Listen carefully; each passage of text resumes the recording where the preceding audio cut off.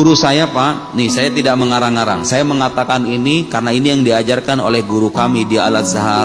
Ada seorang Grand Mufti Mesir, mantan Mufti Mesir, namanya Syekh Ali Jum'ah, ulama besar. Di salah satu kitabnya, judulnya itu At-Thariq Ilallah, beliau mengatakan begini: semua ibadah anak cucu Adam itu bainal qabul warrad, itu antara diterima dan enggak diterima. Bapak sholat ini subuh ini bisa jadi diterima sama Allah, bisa jadi kagak. Saya ceramah begini nih, bisa jadi pahalanya diterima sama Allah, bisa jadi enggak. Semua ibadah kita begitu, sodako, puasa, ngaji, hadir majlis taklim, semua ibadah kita begitu, bisa jadi diterima, bisa jadi enggak. Satu-satunya Pak, satu-satunya ibadah dalam Islam yang udah pasti diterima, hatta dari orang fasik sekalipun, kata beliau, hatta dari orang fasik sekalipun, tukang mabuk misalnya, ya? Apalagi misalnya, sebutlah kefasikan-kefasikan itu, orang fasik kalau melakukan ibadah ini pasti Allah terima. Apa itu? As-salah ala Nabi sallallahu alaihi wasallam, bersalawat kepada Nabi sallallahu alaihi wasallam. Kenapa kata beliau? Kenapa? Karena ini ibadah berkaitan langsung dengan kekasih Allah. Janabin Nabawi Syarif, ya, kekasih Allah yang mulia. Kita kalau sholawat udah pasti diterima Pak. Makanya ibadah kalau kita merasa, aduh sholatku ini gimana baik cacatnya, sholawat sama Nabi perbanyak, insya Allah itu bisa menambal kekurangan ibadah kita. Insya Allah itu diterima. Kalau kata guru saya memastikan, itu penjelasan para ulama, artinya mereka punya dalil.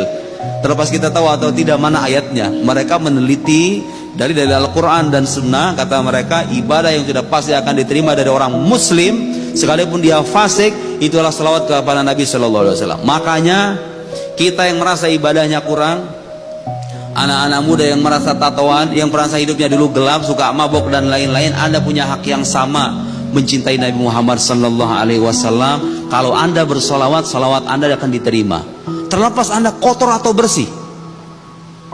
Karena sosok yang Anda salawati adalah kekasih Allah yang mulia Sallallahu Alaihi Wasallam. Kalau Bapak baca ayat Al-Quran dari mulai Al-Fatihah sampai An-Nas, nih buka ayat Al-Quran ya, Al-Fatihah sampai An-Nas, tidak pernah ada Pak, tidak pernah ada Nabi disebutkan secara jelas oleh Allah Subhanahu wa Ta'ala dalam Al-Quran, innallaha, sesungguhnya Allah. Lihat, Allah, bukan cuma Allah saja, wa malaikatahu, malaikatnya. Kurang besar apa itu? Kalau Allah saja sendiri melakukan ini sudah cukup menjadi bukti kebesaran. Ini Allah nggak cukup mengatakan dirinya, innallaha wa malaikatahu, Allah, para malaikatnya, yusalluna 'alan nabi, berselawat kepada Nabi, ya ayyuhalladzina amanu, wahai orang-orang beriman, sallu alaihi wasallimu taslima, berselawatlah kepada beliau. Allah selawat sama Nabi, gimana maksudnya? Nah, ulama beda pendapat, tapi saya berikan pendapat yang saya pelajari dari guru saya. Selawat Allah kepada Nabi pastinya tidak seperti kita.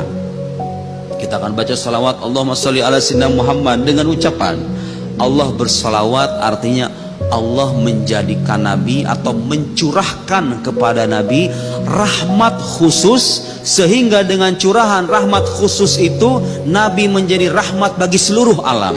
Wa ma arsalnaka illa rahmatan lil alamin. Dan tidak ada itu Nabi yang disebutkan wa ma arsalnaka illa rahmatan lil alamin, sebagai rahmat bagi seluruh alam. Karena Nabi dulu itu pas syariatnya terbatas. Bani Israel, Nabi Musa itu kaumnya Bani Israel, ya udah Bani Israel aja yang wajib beriman sama Nabi Musa, yang lain mah enggak. Kaumnya itu terbatas. Nabi Musanya wafat, ya sudah diganti sama Nabi yang lain. Nabi kita ini syariatnya sampai hari kiamat nanti. Makanya Al-Quran menegaskan setegasnya bahwa Rasulullah itu diutus sebagai rahmat bagi seluruh alam. Bahkan disebutkan dalam ayat tersebut menggunakan kata rahmat yang merupakan masdar.